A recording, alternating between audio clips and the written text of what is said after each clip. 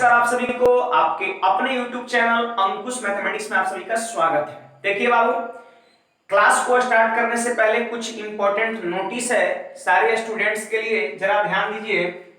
पहली number notice ये है कि मैथ टेस्ट जो मैं करा रहा हूं वो मैं सप्ताह में 3 दिन, मंडे को, वेडनेसडे को और फ्राइडे को, जिसको आप MWF शॉर्ट में बोल सकते हैं, MWF में हम शाम को 4 बजे मैथ टेस्ट का डिस्कशन अपने YouTube चैनल पर देता हूं। और सेकंड नंबर आपका नोटिस ये है कि चैप्टर वाइज क्लास, जैसे फिलहाल अभी चल रहा है आपका टाइम एंड वर्क चल रहा है, ठीक है बाबू, ये कंप्लीट होगा तो कोई दूसरा टॉपिक हम स्टार्ट करेंगे। और ये क्लास भी आपका सेम टाइम 4 ही बजे, बट ये ट्यूसडे, थर्सडे और सैटरडे को, TTS आप इसको बोल सके, TTS मतलब एक अल्टरनेट में आपका मैथ टेस्ट का डिस्कशन में करा रहा हूं शाम 4 बजे, और दूसरे अल्टरनेट TTS में मैं चैप्टर वाइज क्लास ले रहा हूं। और क्लास में अभी आपका टाइम एंड वर्क का थ्योरी चल रहा है, ठीक है, और इसका भी टाइम शाम 4 ही बजे है। तीसरी नंबर चीज ये है, ज्वाइन आवर टेलीग्राम चैनल। आप हमारे टेलीग्राम चैनल पर ज्वाइन करिए, वहां आप कर सकते हैं संस्था से जुड़ी हर जानकारी मैं वहां पे देता हूं। देखिए अभी तक जैसे अपने ऑफलाइन क्लास में नियर अबाउट 8,000 10,000 विद्यार्थी थे, और अभी तक हमारे ख्याल से इसमें अब ध्यान में तो नहीं है, लेकिन हमारे ख्याल से 2000 से ऊपर लोग जुड़ चुके हैं। तो आप सारे लोग जितने भी ऑफलाइन क्लास करते हैं, सब लोग आप टेलीग्राम चैनल पे जुड़िए। यहां पर मैं आपको इंपॉर्टेंट PDF दूंगा, जैसे ये सारे टेस्ट का PDF इसी चैनल पर आता है। और जैसे दूसरी नंबर फायदा क्या है, डाउट क्लियर। जैसे मान लेते हैं आप प्रश्न को बना रहे हैं और आपको अगर कोई प्रश्न में डाउट है, तो आप इस YouTube चैनल पे आप ग्रुप पर आप शेयर करेंगे, और आपके मित्र मतलब उसमें जितने स्टूडेंट्स हैं, काफी लोग आपके प्रश्न का रिप्लाई करेंगे। अगर मान लेते हैं कोई और प्रश्न सेंड किया और आपको अगर उसका आंसर आ रहा है, तो आप भी उसको रिप्लाई करिए, बताइए, ठीक है बाबू। तो ये 3 चीजें आपको ध्यान रखना है। आप डेली जो है शाम में 4 बजे एकदम हमारे YouTube चैनल पर आप लाइव आ जाइए, ठीक है, और आप उसका डिस्कशन करिए। दूसरी नंबर चीज क्या है, जस्ट अगले दिन आपको चैप्टर वाइज क्लास में कराऊंगा, और इसमें भी 4 बजे आपको लाइव आ जाना है, ठीक है। कहने का मतलब हर दिन जो है आपका कोई ना कोई क्लासेज होगा। और टेलीग्राम चैनल पर आप जरूर जुड़िए, यहाँ पर 2 फायदा होने वाला है।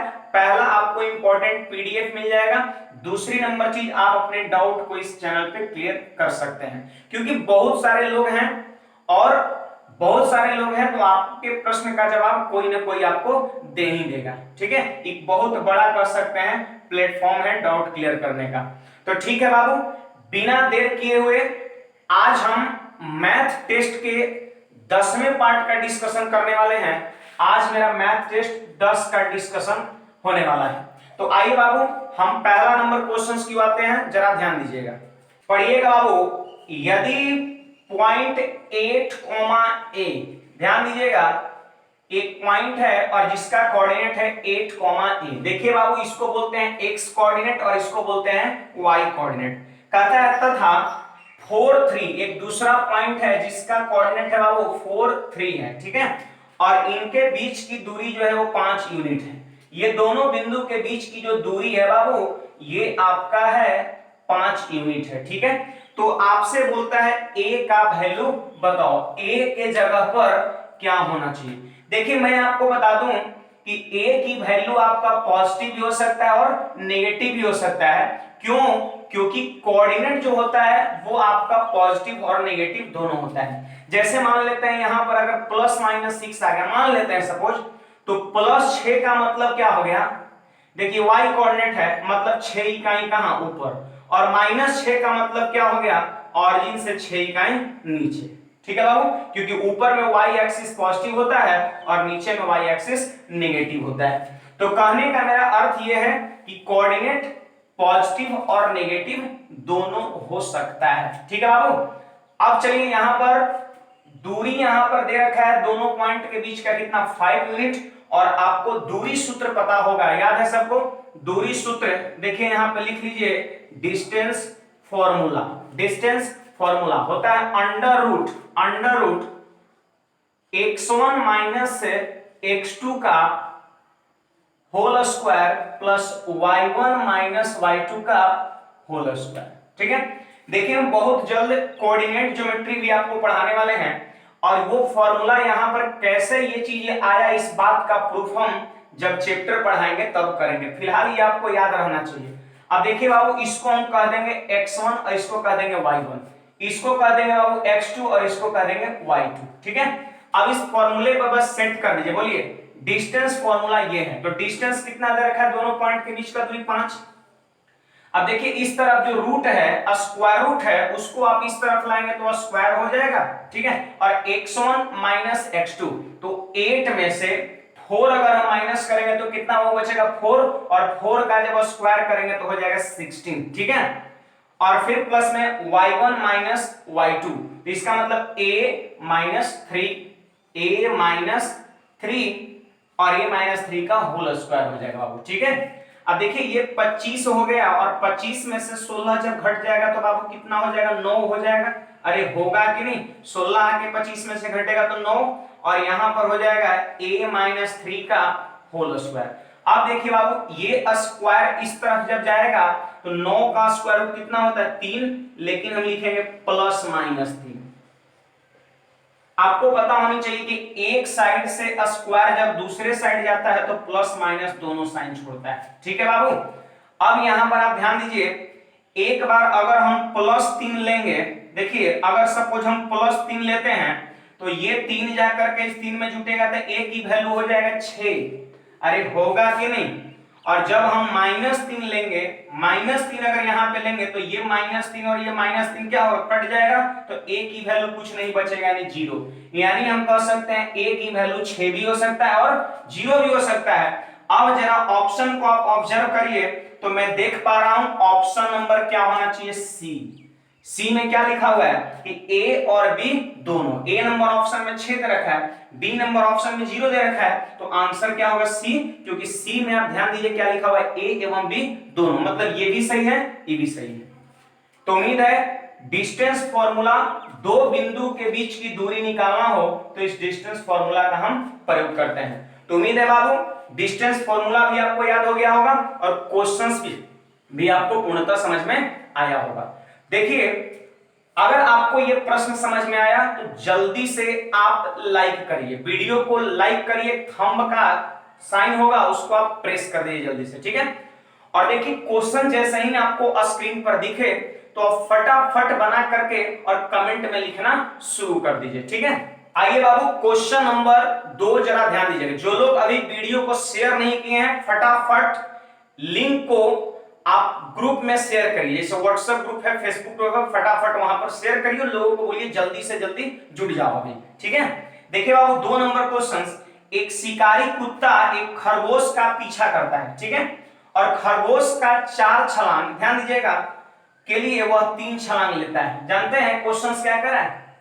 खरगोश के 4 छलांग के लिए कुत्ता जो है 3 छलांग लेता है। तो ये रहा आपका छलांग की संख्या, समझ पा रहे हैं बात को? ये रहा आपका छलांग की संख्या। क्वेश्चन में सब लिखा हुआ है कि खरगोश की 4 छलांग के लिए कुत्ता 3 छलांग लेता है। मतलब ये हुआ कि जितना समय में खरगोश 4 बार जंप लगाता है उतना ही समय में कुत्ता 3 बार जंप लगाता है। ठीक है बाबू, ये छलांग की संख्या हो गया। देखिए मैं साइड में लिख दिया। फिर इसके बाद कहता है कि लेकिन कुत्ता की 2 छलांग, ध्यान दीजिएगा यहां पर, कुत्ता का 2 छलांग खरगोश के 3 छलांग के बराबर है। इसका मतलब क्या हुआ कि कुत्ता जैसे 2 छलांग में जितना दूरी तय किया, जैसे यहां से यहां पहुंच गया, कुत्ता जो है यहां से यहां पहुंच गया कितने छलांग बाबू? 2 छलांग में, और यही दूरी को खरगोश जानते हैं 3 छलांग में तय किया है। यानी कुत्ता का 2 छलांग और खरगोश के 3 छलांग आपस में क्या है? बराबर है। ऐसा क्वेश्चन बोल रहा है। तो देखिए यहां पर आप रेशियो उल्टा लीजिए, कुत्ता का रेशियो तो 3 समझिए और खरगोश का रेशियो आप 2 समझिए। कैसे? देखिए यही दूरी तय करने में खरगोश 3 बार जंप किया है और कुत्ता 2 ही बार जंप किया है, तो आपको क्या लग रहा है कि कुत्ता का एक वो छलांग का जो दूरी है वो छोटा होगा कि नहीं? सॉरी, खरगोश का एक छलांग का दूरी वो छोटा छोटा होगा। देखिए छोट छोट छलांग मार रहा होगा, तो देखिए खरगोश का एक छलांग की दूरी छोटा है और कुत्ता का एक छलांग की दूरी बड़ा है। तो ध्यान दीजिए, कुत्ता एक छलांग में कितना दूरी तय करेगा?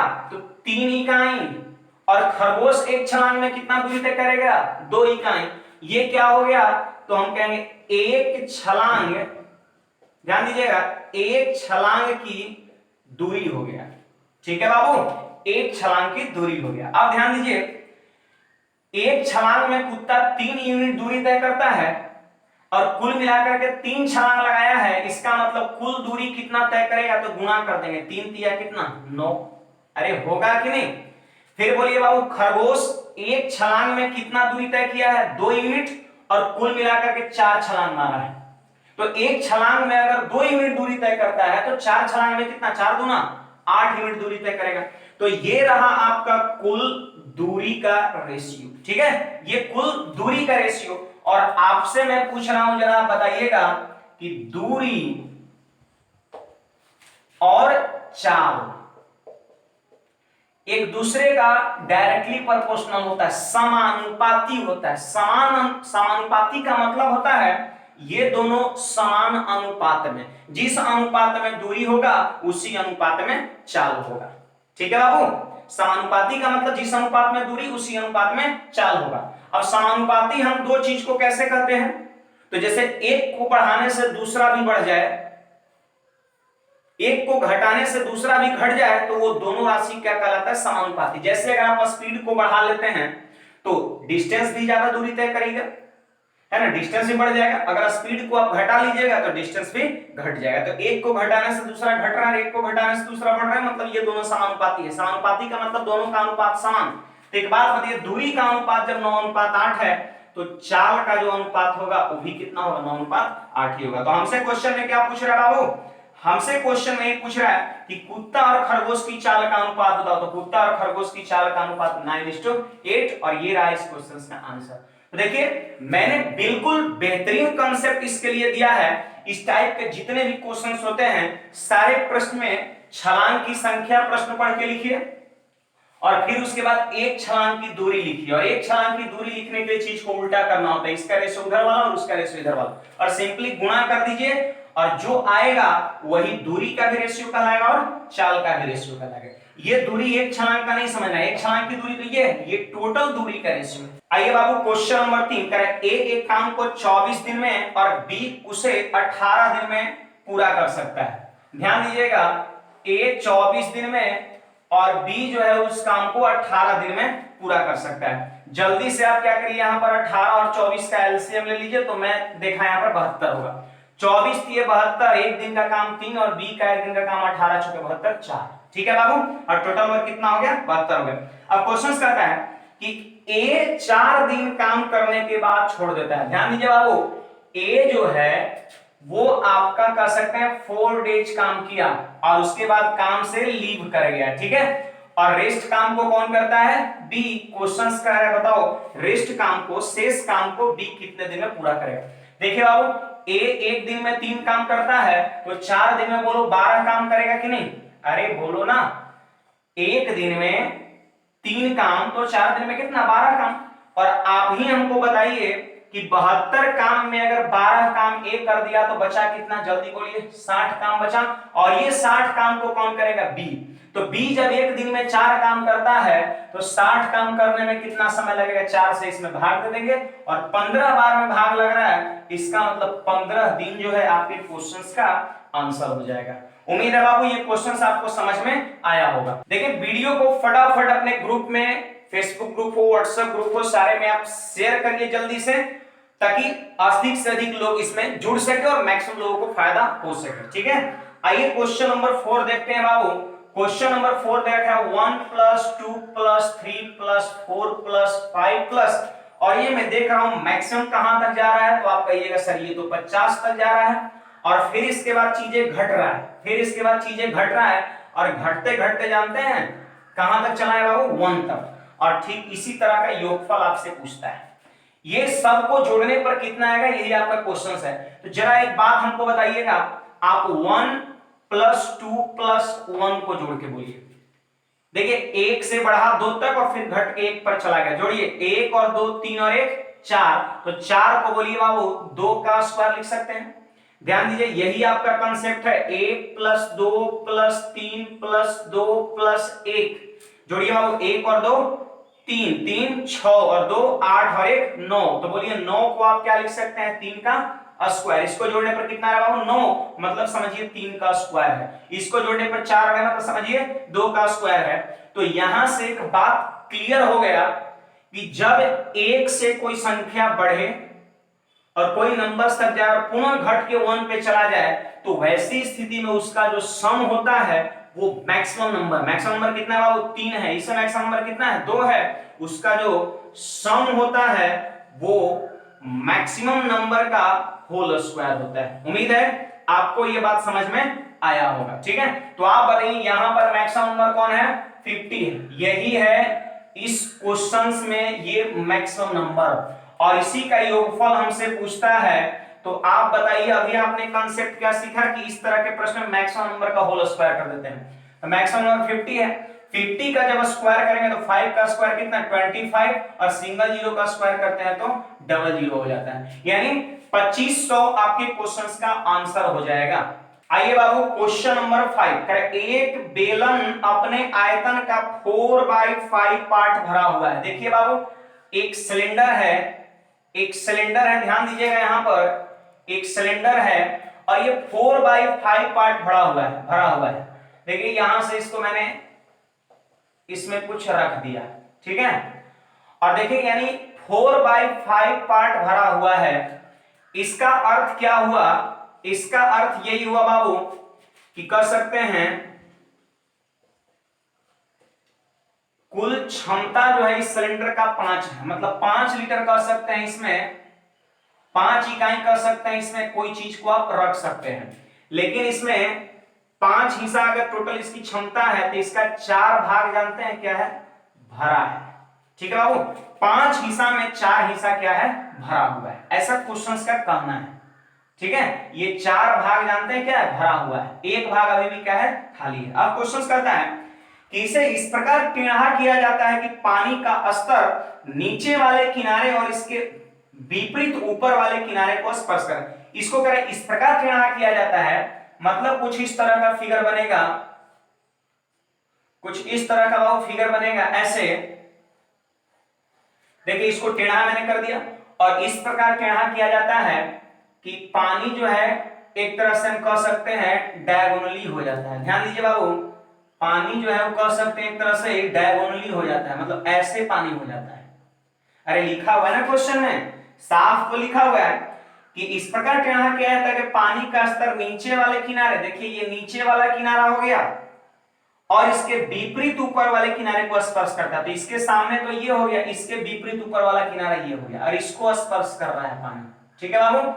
तो एक बात यहां पर देखिए, प्रश्न का कॉन्सेप्ट क्या है कि कभी भी कोई कंटेनर में पानी इस प्रकार हो जाए, पानी जो है सो नीचे वाले सतह को और ऊपर वाले इस सतह को अगर छुए तो समझिए इधर पानी है, इस सब में इधर पानी है, और इस सब क्या है, खाली खाली है। तो देखिए यहां पर आपको क्या समझना है कि आधा भाग भरा हुआ और आधा भाग खाली है। तो एक बात बताइएगा, वो पूरा कुल क्षमता कितना है, 5 भाग। यही बर्तन को यहां पर टेढ़ा किया, मतलब ये भी कितना है, 5 भाग है। तो 5 भाग में सीधे समझिए कि 5/2 भाग क्या है, भरा हुआ है, और 5/2 भाग खाली। सोचिए सोचिए, पहले से 4 भाग भरा हुआ था, अब मात्र 2.5 भाग भरा हुआ है, 5/2 भरा हुआ है।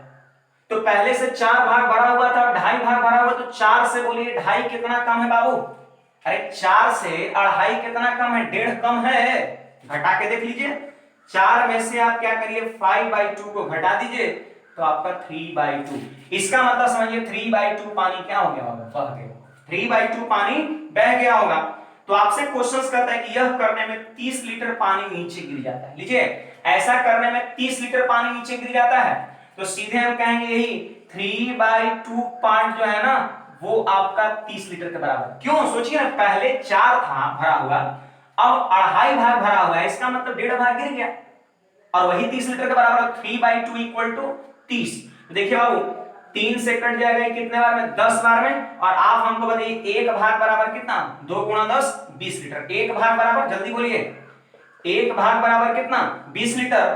तो हमसे यही पूछता है कि बेलन का आयतन ज्ञात करो, बेलन का आयतन ज्ञात करो।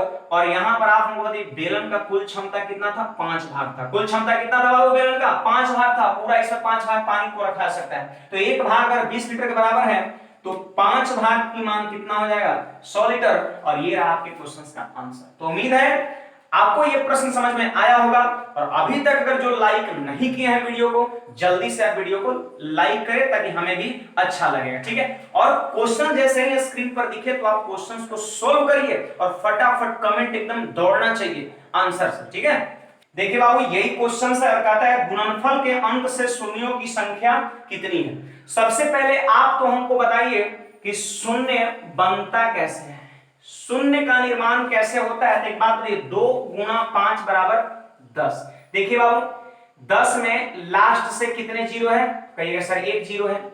अगर यहां पर हम 2 का स्क्वायर कर दिए और 5 का भी स्क्वायर कर दिए, इसका मतलब 2 ले लिए 2 गो और 5 भी लिए 2 गो, देखिए 25 और चौके 100 हो गया। तो बोलिए लास्ट से कितना जीरो बन गया, 2 जीरो बन गया, ठीक है। अब यहां पर देखिए 2 के पावर हम 3 ले लिए और 5 के पावर भी 3 ले लिए, तो 125 गुणा 8 कितना, 1000। और अंतिम से कितना जीरो बन गया, 3 जीरो बन गया।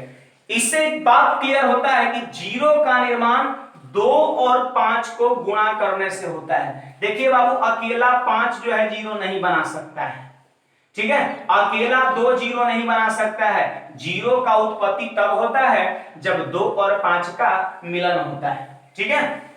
अब यहां पर एक बात और समझना है, 1 2 1 5 तो 1 जीरो, 2 गो 2 2 गो 5 तो 2 जीरो, 3 गो 2 3 गो 5 तो 3 जीरो, ठीक है। अगर मान लेते हैं 2 आपको हम दे दिए 5 को और 5 जो है सो 1 की बुद्धि है, तब बोलिए कितना जीरो बनेगा, तो सिर्फ 1 जीरो बनेगा, सिर्फ 1 जीरो बनेगा। क्योंकि 1 को 5 है और 1 को 2 के साथ टाइप करके 1 जीरो बना देगा। और बाकी जानते हैं जो 2 और 4 को बच जाएगा, समझिए मीनिंगलेस है, अर्थहीन है, उसका कोई अर्थ नहीं है। तो यहां से एक बात क्लियर हुआ कि 2 और 5 में जो छोटका पावर होगा, जैसे यहां पे पावर 5 है और यहां पावर 1 है, तो जो मिनिमम पावर होगा वही नंबर ऑफ जीरोज होता है, ठीक है बाबू, क्लियर है बात ये ना। हाँ, तो अब हम इस क्वेश्चन में आते हैं और हम यहां पर देखेंगे कि 2 और 5 में कम संख्या में कौन है, ठीक है। तो देखिए 2, आप देखिए 2 यहां भी है, 2 यहां भी है। आप बताइए यहां तक में अभी तक एक भी 5 मिला है आपको, अरे बोलिए ना, अभी तक एक भी 5 मिला है यहां तक में, नहीं मिला है। लेकिन 2 तो 2 बहुत बार मिल चुका है, यहां भी मिल चुका है, यहां भी मिल चुका है। इससे ये बात क्लियर होता है कि जब चीजें लगातार रहे 1 2 3 4 5 6 7 8, तो कम संख्या में पाया जाएगा कौन, 5। क्योंकि यहां तक 5 अभी तक मिला नहीं है, लेकिन 2 अनेकों मिल चुका है। तो अगर मैं आपसे पूछूं कि यहां से यहां तक में कम संख्या में कौन पाया जाएगा, 2 कि 5, तो आपका जवाब होगा कम संख्या में पाया जाएगा 5। और आपको मैंने अभी सिखाया कि 2 और 5 में जो कम संख्या में होता है वही शून्य की संख्या होता है। तो यहां पर हम लोग समझ लिए कि कम संख्या में 5 पाया जाएगा, इसका मतलब शून्य की जो संख्या होगा वो 5 की संख्या के बराबर होगा। जय वो 5 तय वो शून्य। तो बोलिए बाबू 5 कै वो होगा, तो ध्यान दीजिए 5 कहां कहां मिलेगा, 5 के पावर 5 में मिलेगा, 10 के पावर 10 में मिलेगा, 15 के पावर 15 में मिलेगा, 20 के पावर 20 में मिलेगा और 25 के पावर 25 में मिलेगा। फिर देखिए 26 27 28, क्या इसमें 5 है, नहीं है। 27 वाले 5 होगा, इसमें 5 है, नहीं है, नहीं है, नहीं है, नहीं, मतलब इसी में 5 मिलेगा। तो 5 जय वो होगा उतना ही शून्य की संख्या होगी। बोलिए 5 पे पावर 5, इसका मतलब 5 क्या है वो 5 हो। 10 का मतलब समझते हैं 5 गुणा 2, तो बोलिए 5 क्या है वो, यहाँ पर 10 हो, यहाँ 5 क्या है वो 15 हो, यहाँ 5 क्या है वो 20 हो। और देखिए 25 का मतलब होता है 5 गुणा 5। देखिए बाबू ये 5 25 को, और ये भी 5 के वो 25 को, यानी कुल मिलाकर के यहाँ 5 50 हो गया। आप यहाँ पर सबको जोड़ दीजिए तो 50 20 70, 70 और 10 80, 80 और 20 100, यानी 100 आपके क्वेश्चन का आंसर हो जाएगा। तो इतना मैं इस चीज को लेके गया डिटेल में आपको समझाने के लिए, ठीक है, ताकि आपको नंबर ऑफ जीरोज में प्रॉब्लम ना हो। देखिए बाबू, एक लॉगरिथम का क्वेश्चन है, और अगर आपको लॉगरिथम में प्रॉब्लम होती है तो आप हमारे YouTube चैनल के प्लेलिस्ट में जाइए, और लॉगरिथम में वहां पर 2 पार्ट में खत्म कर दिया, ठीक है। तो आप दोनों पार्ट को अगर आप देख लेते हैं लॉगरिथम का, तो आपको लॉगरिथम में तनिक भी प्रॉब्लम नहीं होगी और आपसे 100% क्वेश्चंस बनेगा, ठीक है बाबू।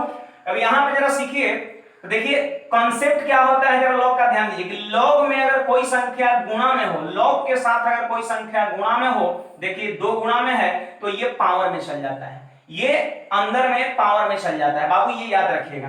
तो बोलिए यहां पर क्या हो गया, लॉग 25 हो गया और बेस कितना हो गया 10, ठीक है।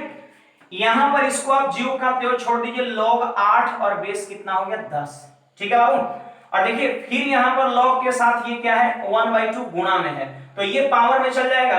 अब 1/2 इसके पावर में जाएगा, ठीक है, तो यहां पे लिखेंगे log और 2 बेस 10।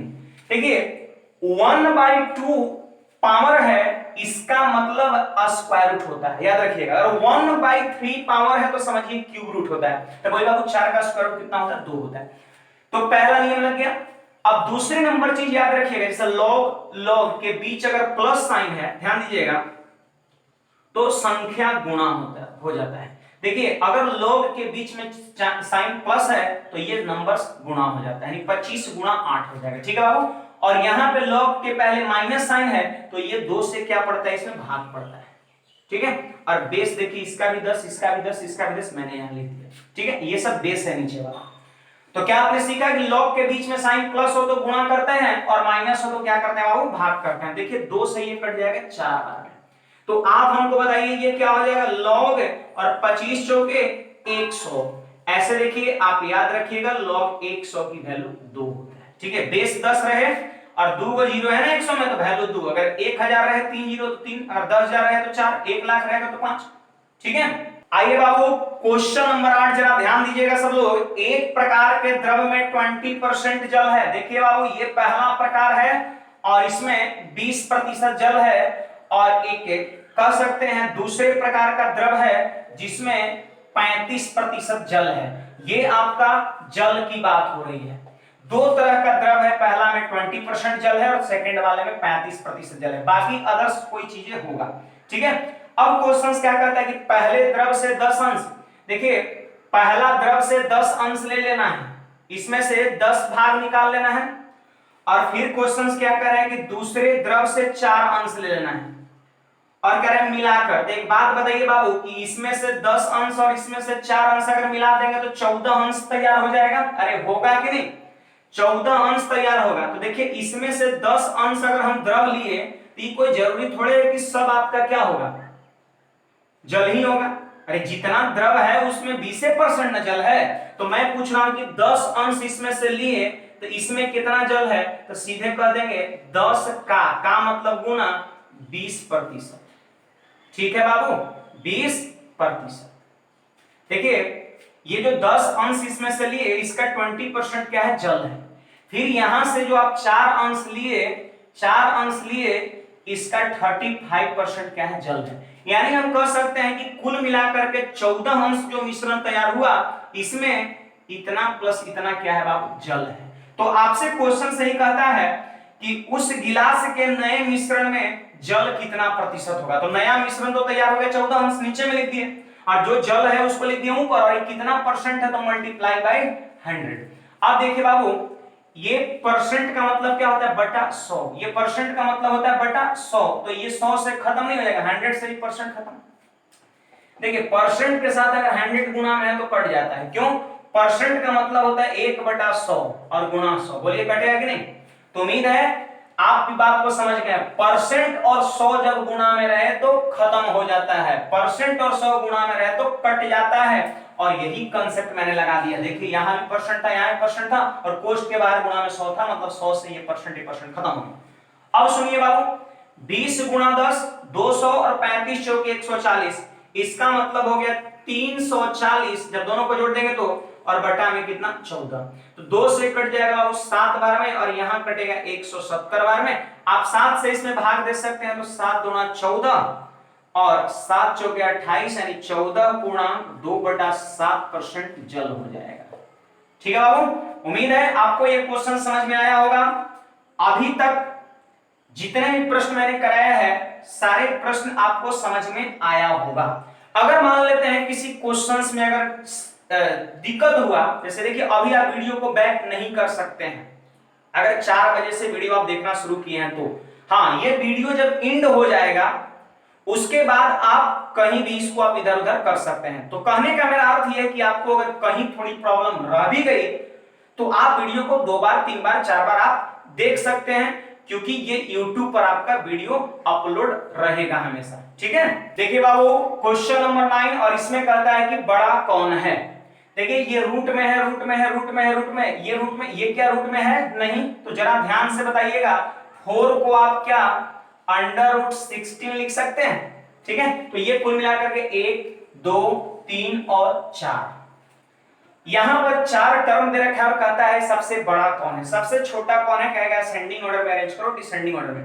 देखिए इसका एक कर सकते हैं ट्रिक, तो ये है, ट्रिक तो ये है कि जैसे देखिए गुणा करके 24 गुणा 10 240, 30 गुणा 8 240, 15 गुणा 16 240, 12 गुणा 20 240, यानी कह सकते हैं प्रोडक्ट जो इसका है, प्रोडक्ट जो है वो आपका क्या है बाबू, समान है। प्रोडक्ट जो है इसका समान है, तो वैसी स्थिति में बड़ा कौन होगा, तो हम कहेंगे जिसका सम क्या होगा, मैक्सिमम होगा, मतलब जिसका जोड़ मैक्सिमम होगा। फिर कह सकते हैं छोटा कौन होगा, तो जिसका सम क्या होगा बाबू, मिनिमम होगा। उम्मीद है आपको ये बात समझ में आया होगा। तो जोड़ के देख लीजिए, 24 और 10 कितना 34, 30 और 8 कितना 38, 15 और 16 कितना 31, और 12 20 कितना 32। तो देखिए 30 और 38 यहां पर जोड़ने पर सबसे ज्यादा आ रहा है, इसका मतलब हम कह सकते हैं सबसे बड़ा जो आपका होगा यही होगा आपका। ठीक है बाबू, और यही आपके क्वेश्चंस का उत्तर हो जाएगा। तो ये इस क्वेश्चंस का ट्रिक हो गया। आप इसको कॉपी में क्या करिए, नोट कर लीजिए, नहीं तो स्क्रीनशॉट ले लीजिए। देखिए पेन और पेपर के साथ बैठिए, चाहे आप टेस्ट का क्लास कर रहे हो या फिर कर सकते हैं आप कोई चैप्टर का क्लास कर रहे हो। ठीक है, देखिए और में इसको आप कैसे कर सकते हैं, तो आप सिंपली क्या करिए, इसका स्क्वायरिंग कर दीजिए। तो a प्लस बी का होल स्क्वायर तो सबको आता है, जल्दी बोलिए, a square plus B square, मतलब 24 और 10 कितना 34, और प्लस 2ab, जब दोनों को गुणा करेंगे 240 हो जाएगा। ठीक है बाबू, फिर देखिए इसका भी होल स्क्वायर करेंगे तो a square plus B square, मतलब 30 8 कितना 38, और प्लस 2ab, तो 30 8 है कितना 240, 2ab।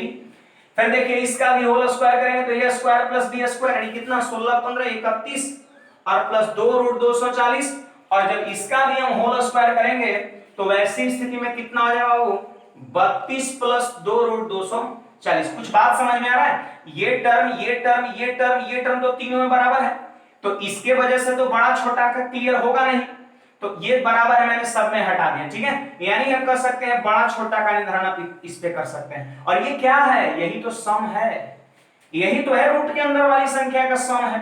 तो देखिए जिसका सम बड़ा, इसका सम सबसे बड़ा है, तो क्या यही ना बड़ा होगा, तो यही चीज तो मैंने ट्रिक में बताया था आपको। आइए बाबू क्वेश्चन नंबर 10, और ये एलडीसी 2012 में पूछ चुका है, और ये टाइप का क्वेश्चंस आज भी एग्जाम में आ रहा है, इसलिए बहुत ही कह सकते हैं महत्वपूर्ण है, बीबीआई लगा लीजिए यहाँ पर। ठीक है, क्वेश्चंस कहता है वो एक बिजली का खंभा तूफान की वजह से जमीन से कुछ ऊंचाई पर टूटकर झुक गया। देखिए ये बिजली का खंभा था, खंभा ऐसा सीधा होता है 90 डिग्री पे, देखिए ये खंभा था, और जानते हैं यहाँ पर जमीन से कुछ ऊंचाई पर क्या हो गया, टूट गया। जैसे मान लेते हैं यहाँ पे खंभा टूट गया और ये जो ऊपर वाला पोर्शन है वैसे आकर के झुक गया है। ठीक है बाबू, ये ऊपर वाला पोर्शन झुक गया है, इसका मतलब जो ये लंबाई होगा वही लंबाई आपका इसका भी होगा।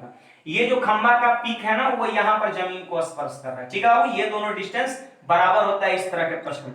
अब क्या कहता है कि इसके ऊपरी भाग जमीन को इसके आधार से 20 मीटर की दूरी पर इस प्रकार छूता है, मतलब ये जो जहां पे जमीन को छू रहा है वो खंभा के आधार से 20 मीटर की दूरी पर है, मतलब ये डिस्टेंस कितना दे रखा है, वो 20 मीटर दे रखा है, ठीक है। अब क्वेश्चन कहता है जमीन के साथ 60 डिग्री का कोण बना रही है, ये आपका 60 डिग्री कोण बना रही है। तो क्वेश्चन कह रहे हैं खंभे की ऊंचाई ज्ञात करें। तो खंभा की ऊंचाई, खंभा तो पूरा यहां से यहां तक है ना, पूरा आपसे क्या कर रहा है, पूछ रहा हूं। देखिए एक रेशियो याद करिए, रेशियो से पहले आप हमको बताइए tan 30 का मान कितना होता है, सॉरी tan 60 का मान कितना होता है, तो आप कहिएगा सर 3/1 होता है। आप बताइए tan बराबर क्या होता है, तो लंब बटा आधार होता है, सबको पता है। तो अगर एंगल 60 डिग्री रहे ना, तो लंब जो है वो √3 के रेशियो में होता है, और बेस आधार जो होता है 1 के रेशियो में होता है। अब देखिए यहां पर ये लंब पता है, आधार पता है, तो क्या कर नहीं लिख लीजिएगा, तो याद रखिएगा √3 1 और 2 होता है। इसको रट लेना है कि 60 डिग्री के केस में लंब आधार कर्ण का रेशियो √3 1 और 2 होता है। आप बताइए बाबू जब ये 2 के रेशियो में है तो ये भी 2 के रेशियो में होगा। अरे समझ में आया कि नहीं, दोनों बराबर होता है। अब यही 1 रेशियो की वैल्यू 20 मीटर दे रखा है, तो सीधे लिखेंगे चूंकि 1 रेशियो बराबर 20 मीटर, इसलिए हमसे पूरा खंभे की ऊंचाई पूछता है। तो पूरे खंभे की ऊंचाई कितना होगा, 2 + √3। तो यहां पर सीधे हम लिखेंगे 2 + √3 यूनिट इक्वल टू व्हाट, एक ही नियम पता है, 1 रेशियो अगर 20 मीटर के बराबर है तो इतना रेशियो का मान निकालना है, इसमें 20 से गुणा कर देंगे, यानी उत्तर हो जाएगा 2√3 * 20, और यही आपके क्वेश्चन का आंसर हो जाएगा। और मैं देख पा रहा हूं ऑप्शन नंबर कौन सा है, ए। देखिए हाइट एंड डिस्टेंस में किसी भी लेवल का क्वेश्चन हो, मैं एक तरीके बता दूं, रेशियो मेथड, और मैं लगभग सारे प्रश्न को एक ही मेथड से कर देता हूं। बस उसमें यही याद रखना होता है 60 डिग्री √3 1 2, 30 डिग्री याद रखना होता है 1 √3 2, 45 डिग्री याद करना होता है 1 1 √3। उसी तरीके से आप 15 डिग्री, मतलब जो जो एंगल एग्जाम में देखने को मिलता है बस उसका रेशियो याद कर लीजिए, और क्वेश्चंस हाइट एंड डिस्टेंस को यूनिट पता कर दीजिए, ठीक है। तो आइए नेक्स्ट क्वेश्चंस को बढ़ते हैं, जरा ध्यान दीजिएगा। कहता है एक दुकानदार वस्तु को 10% लाभ पर बेचने का दावा करता है। देखिए बाबू एक बात मेरा याद रखिएगा, मैं क्या बोल रहा हूं जरा गौर सुनिएगा। जब क्रयमूल्य पर बेचने का दावा करे, क्रयमूल्य पर बेचने का दावा करे, तो याद रखिएगा 1000 ग्राम सेलिंग प्राइस होता है। कब, जब क्रयमूल्य पर बेचने का दावा करे तब। 3 टाइप इस क्वेश्चंस में होता है जो मैं करा रहा हूं। लाभ पर जब बेचने का दावा करेगा, लाभ पर जब बेचने का दावा करेगा, प्रॉफिट पर जब बेचने का दावा करेगा, तो ऐसी स्थिति में सेलिंग प्राइस 1000 से ज्यादा होता है, ठीक है। अब अगर मान लेते हैं लॉस पर बेचने का अगर दावा कभी कर दे दुकानदार, तो ऐसी स्थिति में सेलिंग प्राइस 1000 माइनस होता है, याद रहेगा, ठीक है ना। तो यहां पर क्वेश्चन क्या कहता है कि एक दुकानदार वस्तु को 10% लाभ पर बेचने का दावा करता है। देखिए इस तरह के प्रश्न में 1000 ग्राम को हम निश्चित वजन मान लेते हैं, ठीक है, और 10% लाभ पर बेचने का दावा कर रहा है। देखिए प्रॉफिट वाला केस है, मतलब ये दोनों केस इस प्रश्न में नहीं लगेगा। तो बोलिए बाबू 1000 का 10% कितना, 100 ग्राम, इसका मतलब सेलिंग प्राइस कितना हो जाएगा बाबू, 1100 ग्राम हो जाएगा, ठीक है, 1000 से ज्यादा होता है। अब क्वेश्चन क्या कहता है जरा पढ़िएगा कि परंतु कम तौल के कारण ग्राहक को वास्तविक वजन से 20% कम देता है। देखिए बाबू जितना कस्टमर को देगा वही कहलाएगा सीपी, जितना कस्टमर को देगा वो कहलाता है सीपी। तो जानते हैं वास्तविक वजन से मतलब 1000 ग्राम से 20% कम देता है। तो बोलो बाबू 1000 का 20% कितना, 200, और 200 ग्राम 1000 से कम देने का मतलब है 800 ग्राम देना। तो जानते हैं 800 ग्राम आपका क्या कहलाएगा, कॉस्ट प्राइस कहलाएगा। कुछ लोग के मन में चल रहा है सर 800 ग्राम दे रहा है दुकानदार, तो उसके लिए क्रैमूल क्यों हो गया। अरे क्रैमूल क्यों नहीं हुआ ये पूछे ना, मैं बता रहा हूं आपको। जैसे दुकानदार 800 ग्राम दे रहा है, मतलब उसके दुकान से 800 ग्राम निकल गया, उसके दुकान से 800 ग्राम निकल गया जो उसका लागत था। और जानते हैं पैसा ले रहा है कितना, 1100 ग्राम के बराबर। तो 1100 ग्राम के बराबर पैसा ले रहा है, मतलब वो सेलिंग प्राइस, और उसके दुकान से 800 ग्राम निकल रहा है, मतलब 800 ग्राम उसके लिए लागत हो गया और 1100 ग्राम उसके लिए क्या हो गया, सेलिंग प्राइस हो गया। तो बोलता है बाबू कि बताओ लाभ परसेंट कितना है। तो सोचिए जरा कि 800 में अगर किसी चीज को खरीदे और 1100 में बेच दिए, तो बोलिए 300 ग्राम का लाभ हुआ कि नहीं। तो लाभ गुणा 100 और बटा क्रैमूल कितना, 800, 2 0 2 0 खत्म, और 3/8 का मतलब होता है 37.5%। ठीक है बाबू, आपके क्वेश्चन का आंसर हो जाएगा। देखिए बाबू क्वेश्चन नंबर 12, प्रथम 73 प्राकृत संख्याओं का औसत कितना है। देखिए प्राकृत संख्या जिसको हम लोग नेचुरल नंबर बोलते हैं, और 1 से शुरू होता है, और कहां तक बाबू प्राकृत संख्या लेना है 73 तक और इसका एवरेज पूछ रहा है, तो मैं आपको बता दूं कि प्राकृत संख्या है तो अंतराल समान होगा कि नहीं होगा, जरा देख लीजिए, एक एक का अंतराल पे होगा।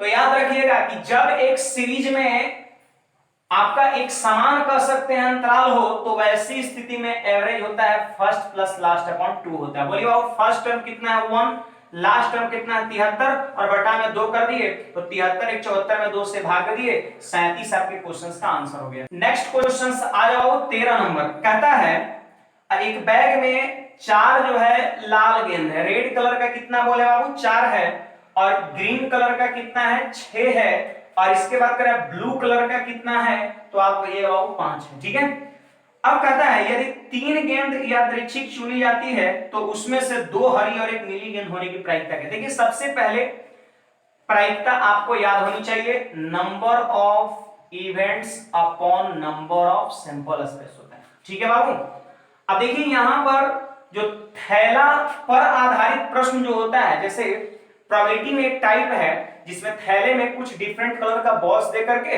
और उसमें से कुछ बॉल्स को निकाला जाता है और क्वेश्चंस में उसकी प्रोबेबिलिटी पूछता है। तो इस तरह के प्रश्न को हम लोग कैसे सजाते हैं जरा ध्यान दीजिए। सबसे पहले तो टोटल काउंट कर लेते हैं कि बॉल कितना है, तो 6 4 10 5 15 बॉल है। कितना बॉल है बाबू जोड़ लो 15, और 3 बॉल को रैंडमली निकाला जाता है, तो सैंपल स्पेस नीचे में लिखते हैं 15C3, मतलब 15 में से 3 को चुना गया है। ठीक है, अगर 4 बॉल को रैंडमली निकाला जाता है, रैंडमली मतलब यादृच्छिक रूप से, तो 15C4 लिखते हैं। ठीक है, अब यहां पर क्वेश्चंस में जिसकी प्रोबेबिलिटी पूछ रहा है वो इवेंट्स का काम करता है। तो कहता है कि 3 बॉल निकाला जाता है तो उसमें से 2 हरी, तो हरी कितना है 6, तो 6 में से हम 2 को चुन लेंगे। और देखिए जब तक 3 बॉल पूरा नहीं ना होगा तब तक गुना करते रहना है, गुना का साइन। फिर कहता है एक नीली, तो नीली कितना है 5, तो 5 में से कोई एक बॉल को चुना है, तो 5C1। अब इसी को सॉल्व कर देंगे, आपके क्वेश्चंस का आंसर हो जाएगा। देखिए ये मैं एनसीआर पिछले वीडियो में ही बताया था, ऐसा मैं फॉर्मूला लिख दे रहा हूं, जरा ध्यान दीजिए। NCR factorial n bye factorial r into factorial n minus r। देखिए ये मैंने पिछले 2-3 टेस्ट से प्रोबेबिलिटी के क्वेश्चंस डाल रहा हूं और ये चीज को बता रहा हूं, बार बार इस पे प्रैक्टिस करिए तो चीज को बहुत जल्दी आप तोड़ सकते हैं। देखिए 6C2 का मतलब हो गया 15, 5C1 की वैल्यू हो गया 5, और यहां पे हो गया 15 गुणा 14 गुणा 13 और बटा में 6। आप इसको करिएगा तो ये चीजें मिलेगा, 3 से कटेगा बाबू 2 बार में, और 3 से कटेगा 5 बार में, और 2 से कटेगा 7 बार में। देखिए ये 5 5 खत्म, तो ऊपर में 15 और नीचे में 13 से 91, यानी 15/91 आपके क्वेश्चन का आंसर हो जाएगा। और खास बात ये है आपका एसबीआई पीओ 2015 में पूछ चुका है। ठीक है, देखिए आप टेस्ट को आप बहुत कर सकते हैं, ईमानदारी से करिए। आपका जो भी एग्जाम हो, एसएससी हो, बैंकिंग हो, रेलवे हो, मैं सारे चीज को देखते हुए क्वेश्चंस को सेट करता हूं ताकि सारे बंदे को इससे फायदा हो सके। ठीक है, और ऐसा बेहतरीन डिस्कशन आपको कहीं नहीं मिलने वाला है, ये बात आप जान लीजिए। आइए बाबू क्वेश्चन नंबर 14, एक धनराशि साधारण ब्याज की दर से 15 वर्षों में स्वयं की 3 गुना हो जाती है। ध्यान दीजिए, साधारण ब्याज का क्वेश्चन है और 3 गुना हो जाता है, इसका मतलब समझ रहे हैं, 1 रुपया से 3 रुपया हो जाता है बाबू। कितने साल में? 15 साल में। ठीक है, तो आपसे क्वेश्चंस बोलता है कि कितने वर्ष में 5 गुना हो जाएगा। देखिए क्वेश्चंस कह रहा है कितने वर्ष में 5 गुना हो जाएगा। तो देखिए मेरा क्या कंसेप्ट है, और इसको यूं ही आप चुटकियों में सॉल्व कर सकते हैं। 1 रुपया था बाबू, 3 रुपया हो गया। मैं पूछ रहा हूं बढ़ा कितना, जल्दी बोलो बढ़ा कितना, तो कहिएगा सर 2 बढ़ा। 1 से 3 होने का मतलब बढ़ा 2 ही ना, तो 2 बढ़ा 15 साल में, 2 बढ़ा 15 साल में, 2 बढ़ने में जानते हैं 15 साल लग गया। एक बात बताइए, 5 गुना होने में कितना टाइम लगेगा? तो 1 रुपया था, 5 रुपया होना है, तो बढ़ाना है कितना? 4। अरे बढ़ाना है, इंक्रीज करना है कितना? 4 ही ना, तो 2 बढ़ेगा अगर 15 साल में, तो 4 बढ़ेगा 30 साल में, और 30 साल आपके क्वेश्चन का आंसर हो जाएगा। उम्मीद है आपको ये बेहतरीन कॉन्सेप्ट समझ में आया होगा। ठीक है, देखिए बाबू फॉलो करिए इस नियम को, क्योंकि यूं ही प्रश्न को कर सकते हैं अगर आपको प्रैक्टिस है तो। नहीं तो और में एक मार्केट में खूब फॉर्मूला चलता है, T1/T2 equal to N1 - 1/N2 - 1। मैं देख पा रहा हूं मैं समझ भी पा रहा हूं कि मैक्सिमम लोग जो है इस फॉर्मूले का यूज करके इस क्वेश्चंस को किए होंगे। कुछ नहीं करना है, पहला वाला टाइम यहाँ, दूसरा वाला टाइम यहाँ, और दोनों n गुना, जैसे 3 गुना और 5 गुना यहाँ बैठा देंगे, T2 का मान निकल जाएगा। 15 नंबर क्वेश्चन, एक शंकु के आधार के समानांतर दो समतल द्वारा शंकु को 3 पार्ट में बांटा है। देखिए पहले आप फिगर को समझिए, पहले बाबू सब लोग फिगर को समझिए, ठीक है। देखिए एक शंकु है, शंकु को हम लोग अंग्रेजी में कोन बोलते हैं, कोन है, और इसका ये जो बेस है उसके पैरेलल इसको दो समतल द्वारा इसको काटा जाता है। देखिए दो समतल द्वारा जब काटेंगे ना, तो मैं आपको बता दूं ये 3 पार्ट में बढ़ जाएगा। अगर 2 बार इसको हम कट करेंगे तो ये 3 पार्ट में बढ़ जाएगा। इसके आयतन को, पहला पार्ट के आयतन को मैंने V1 का दिया, वॉल्यूम 1, वॉल्यूम 2, और तीसरा वाले को मैंने V3 कर दिया, ठीक है बाबू। और एक खास बात यहां पर क्या है कि ऊंचाई को भी समतल सम त्रिभाजित, सम मतलब समान, त्रि मतलब 3, और भाजित मतलब भाग में बांटना, ठीक है।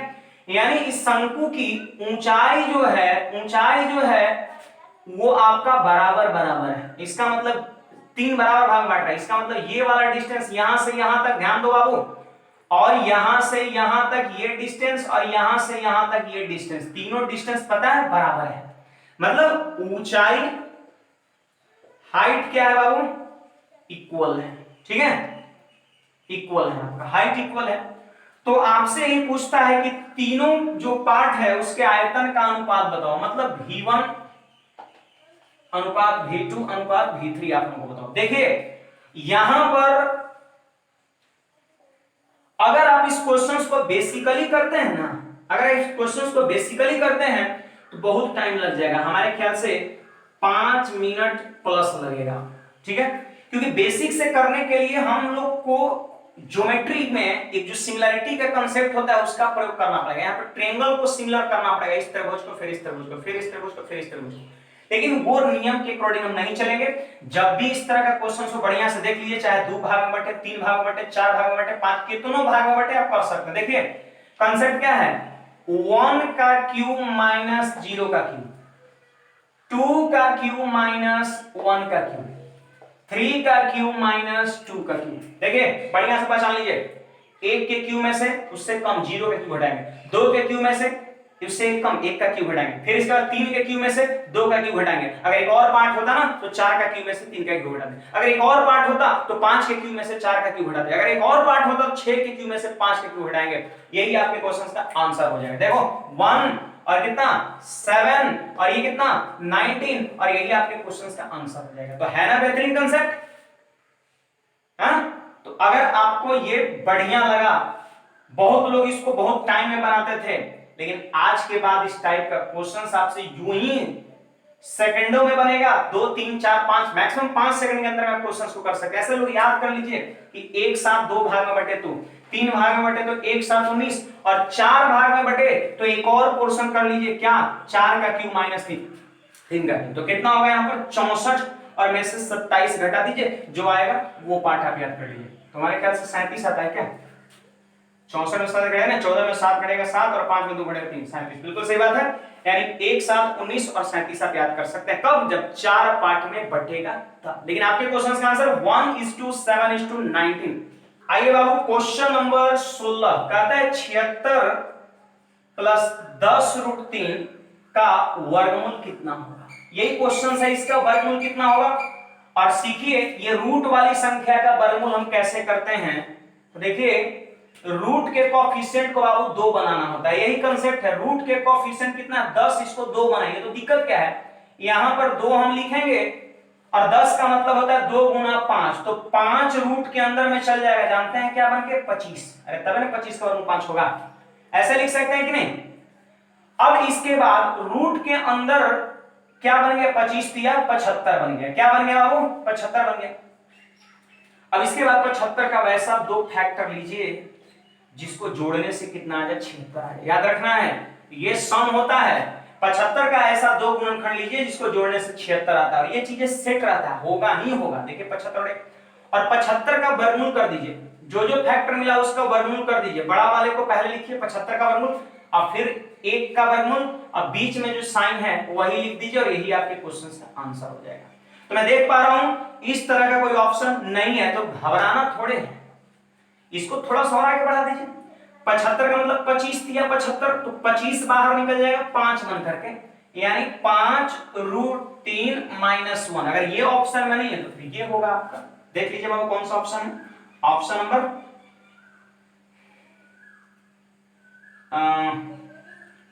16 और 3 नहीं होगा, नहीं होगा। देखिए बाबू ऑप्शन नंबर जो सी दिख रहा है ना, वहां पे प्लस है, वहां पर आप माइनस कर लीजिए, ठीक है। सी नंबर इसका उत्तर होगा, थोड़ा सा ऑप्शन नहीं इधर। आइए बाबू क्वेश्चन नंबर 70, बहुत ही बेहतरीन क्वेश्चन है, और ये आपका प्रश्न सीजीएल प्री का एग्जाम में 2017 में पूछा है। कहता है किसी महीने में, क्वेश्चंस का क्या कहना है कि पहली 1000 रुपए की बिक्री पर, देखिए बाबू 1000 रुपए का अगर मान लेते हैं कोई सेल्समैन अगर सेल करता है तो उस पर A% कमीशन है, ठीक है। और 1000 से जितना अधिक का सेलिंग करता है उस पर कमीशन कितना है, B%, ठीक है बाबू। ऐसा क्वेश्चंस का कहना है। जरा ध्यान दीजिएगा, थोड़ा मार्कर को चेंज कर ले रहे हैं क्योंकि उतना दिख नहीं रहा है। हाँ, तो 1000 रुपए पर, पहला 1000 रुपए पर A% का कमीशन, और 1000 से जितना ज्यादा का सामान बेचता है उस पर B% कमीशन, ऐसा प्रश्न कहता है, ठीक है। अब कहता है यदि 2 क्रमागत महीनों में उसकी कुल बिक्री 3000 और 4000 रुपए, लीजिए क्वेश्चंस क्या कहता है वो 3000 और 4000, यानी कह सकते हैं फर्स्ट मंथ में 3000 रुपए का बिक्री किया और सेकंड मंथ में 4000 रुपए का बिक्री किया, ठीक है बाबू। अब इसके बाद क्या कहता है जरा पढ़िएगा, और उसका कमीशन 900 और 1300, यानी फर्स्ट मंथ में जानते हैं कमीशन कितना बना 900, और सेकंड मंथ में कमीशन कितना बना 1300। तो हमसे पूछता है A + B की वैल्यू बताओ, यही क्वेश्चन है। अब देखिए इस क्वेश्चन को हम कैसे करते हैं जरा ध्यान दीजिए। पहला महीना 3000 रुपए का बिक्री किया, 3000 रुपया का सामान बेचा, जिसमें से 1000 रुपया, ध्यान दीजिएगा 1000 रुपया पर कितना कमीशन बनेगा A%, ठीक है बाबू। और 3000 रुपया में पहला 1000 पर कमीशन लगा दिया, तो और कितना बच गया 2000। अरे और 2000 बचा ना जी, 1000 से कितना अधिक है 2000, तो ये 2000 जो 1000 से अधिक है इस पर कितना कमीशन लगेगा बाबू B%, और दोनों कमीशन को जोड़ देंगे अगर 1000 और 2000, तो टोटल 3000 पर कमीशन कितना बनेगा 900, यानी बराबर कितना कर दिया 900, और ये हो गया समीकरण 1, ठीक है। उम्मीद है आपको समझ में आ रहा होगा।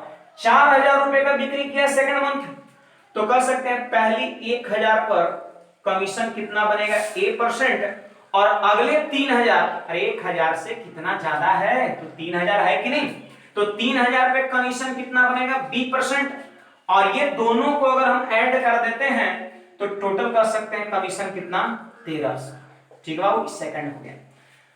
अब देखिए आपको मैं बता दूं, अभी थोड़ी देर पहले मैंने वीडियो में बताया था कुछ एक क्वेश्चंस में कि परसेंट और 100 जब गुणा होता है तो कट जाता है, लेकिन यहां पर ऐसा होने वाला नहीं है, ठीक है।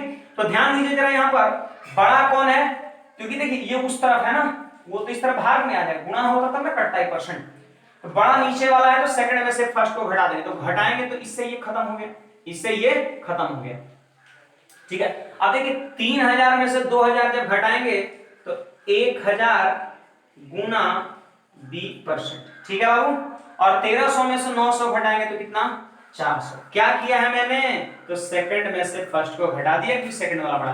देखिए बाबू परसेंट से ये 2 जीरो खत्म हो जाएगा, अरे होगा कि नहीं। अब देखिए ये 1 जीरो से 1 जीरो खत्म, यानी B बराबर कितना हो गया आपका 40, ठीक है। B की वैल्यू 40 हो गया। अब A का मान चाहिए, तब हम दोनों को जोड़ करके आंसर करेंगे, तो क्या दिक्कत है, B की वैल्यू 40 आप इसमें पुट कर दीजिए कोई एक समीकरण में। चेक बता दिए परसेंट से डबल जीरो और परसेंट से डबल जीरो खत्म होगा कि नहीं, बोलिए आप। अब B का मान 40 बैठे, तो 40 और गुणा 20 कितना, जल्दी बोलो, 40 गुणा 20 कितना 800, और 800 जाकर 900 में से घटेगा तो 100 बराबर कितना 10A, तो A की वैल्यू कितना हो जाएगा 10। कुछ नहीं किया है मैंने, B का मान जो 40 है ना उसको मैंने यहां पुट कर दिया है, ठीक है। तो A की वैल्यू आ गया कितना 10, हमसे बोल रहा है A + B, यानी 40 + 10, उत्तर कितना होगा 50। देखिए बहुत ही बेहतरीन क्वेश्चन था और उम्मीद है आपको यह प्रश्न समझ में आया होगा। 18 नंबर। देखो बाबू बताओ, यहां पर एक पॉइंट के चारों तरफ कितना डिग्री का कोण बनता है? 360 डिग्री का कोण बनता है। 180 डिग्री को पाई रेडियन बोलते हैं, तो 360 डिग्री को हम 2 पाई रेडियन बोलेंगे। अरे बोलेंगे कि नहीं? तो बोलिए, एक रोटेशन जो होगा, एक रोटेशन जो होगा वो आपका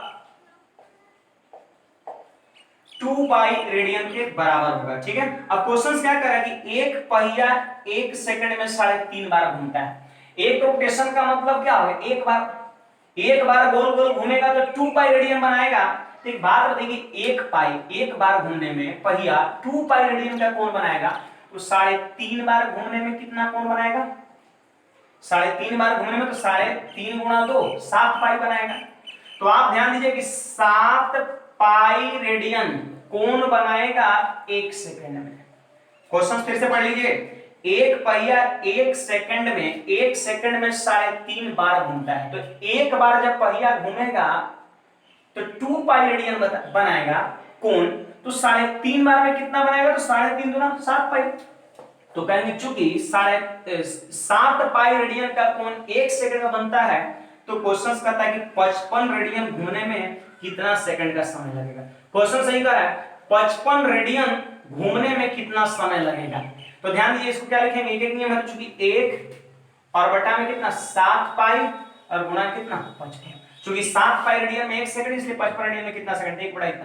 देखिए वो पाई के जगह पर आप क्या बैठा सकते हैं? 22 बटा 7। बोलिए 7 से 7 कट जाएगा, और 2 से 11 से कितने बार में? 2 बार में, और 11 से 5 बार में, तो 5 बटा 2 को आप 2.5 सेकंड कर सकते हैं। तो उम्मीद है आपको ये बात समझ में आया होगा। देखिए अगर ये क्वेश्चन समझ में आया, वीडियो बढ़िया लग रहा है, तो आप जल्दी से एक लाइक करिए। देखिए लाइक में कंजूसई मत करिए, अगर हम कंजूसई कर देंगे तो फिर सामत आ जाएगा।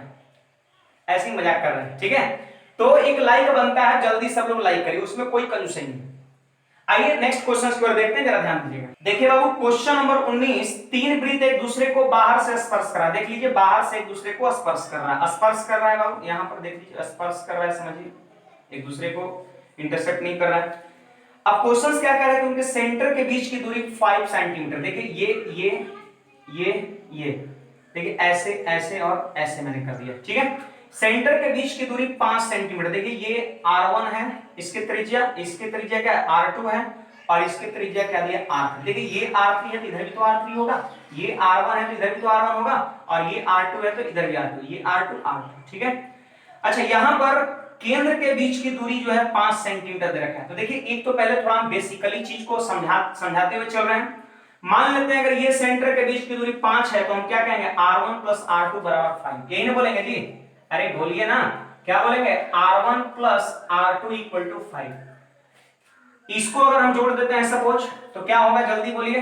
R2 plus R3 equal to 6, ठीक है?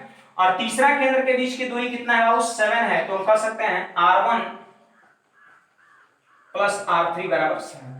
अब क्या करना है? ये सभी को जोड़ देना है। तो R1 दो बार जुटेगा, R2 दो बार जुटेगा, R3 दो बार जुटेगा, तो इसको आप इस तरफ लेफ्ट साइड में लिख सकते हैं 2 इंटू 2 को कॉमन कर लिए, R1 plus R2 plus R3 और इक्वल टू 7 6 13 और 5 कितना 18। बोलिए बाबू 2 से कट गया कितने बार में? 9 बार में। अरे कटा कि नहीं?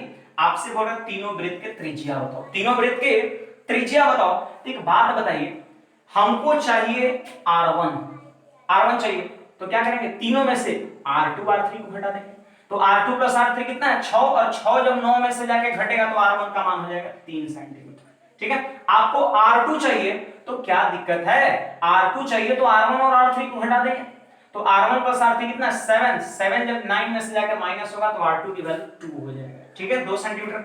आपको R3 अगर चाहिए, अगर आपको R3 चाहिए तो R1 प्लस R2 घटेंगे, और R1 प्लस R2 कितना? 5 जाकर के जब माइनस होगा तो आपका R3 की वैल्यू हो जाएगा 4 सेंटीमीटर। तो उम्मीद है आप इस चीज को समझ पाए। R1 R2 और R3 कितना हुआ? 2 सेंटीमीटर, 3 सेंटीमीटर और 4 सेंटीमीटर। देखिए ये R2 मैंने 2 लिखा है, तो कोई जरूर नहीं कि R2 2 ही होगा। अगर ये R1 हम यहां से लिखना शुरू कर दो ऐसे, इसलिए फिर R1 2 होता। तो 2 3 4 है बस, तीनों रेडियस आपको ध्यान में रखना है। बताइए कौन सा उत्तर होगा? तो ऑप्शन नंबर ए हो जाएगा, ठीक है?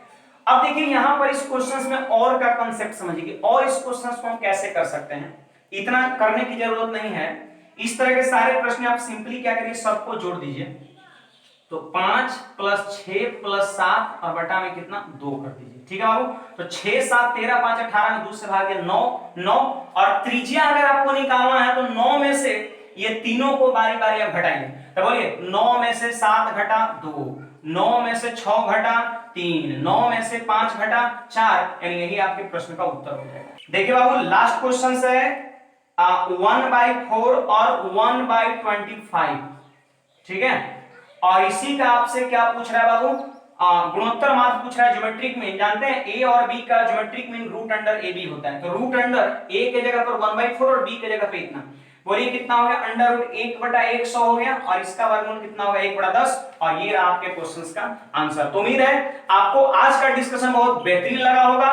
हम लोग अगले दिन जस्ट टेस्ट में मिलेंगे, और जितना हो सके वीडियो को आप क्या करिए, शेयर करिए, लोगों को आप क्या करिए, चैनल पे जुड़ने के लिए आप मोटिवेट थोड़ा करिए।